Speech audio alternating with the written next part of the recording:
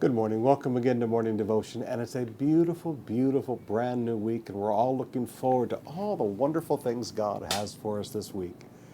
As we turn our attention to the Word today for morning devotions, let me take you back to the book of Luke. Yes, we're starting a new book today in the book of Luke. And I want to bring you a thought that we just often go right by in our devotional reading. When the angel begins to speak to the parents of John the Baptist about the future of their son, the angel makes the statement in verse 14 and 15. He will be a joy and a delight to you, and many will rejoice because of his birth. For he will be great in the sight of the Lord. He is never to take wine or any other fermented drink, and will be filled with the Holy Spirit even from birth. Now back up to verse 15. He will be great in the sight of the Lord. The sight of the Lord and the sight of man are very, very different things. You know that John the Baptist was not very popular in the sight of man. In fact, he was decapitated. He was assassinated by Herod.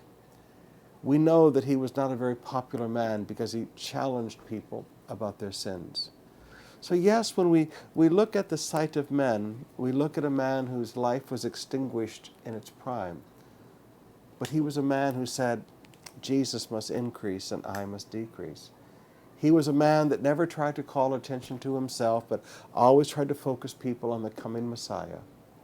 But he was a man that when God looked at, God said, I see a great man.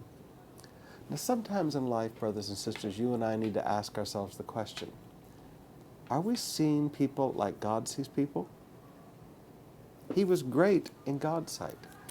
David could see a little shepherd boy and see a king that would change the world. This is God. God looks in the heart of people and sees greatness.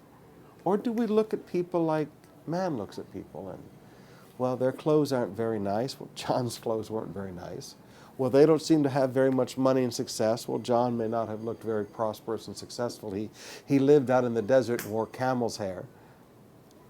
But when God looked at him, he was great. I want to challenge you today to back up and stop looking at people like men look at people and start looking at people like God looks at people. And learn that what God sees as great may not be what man sees as great. And what man sees as great may not be what God sees as great.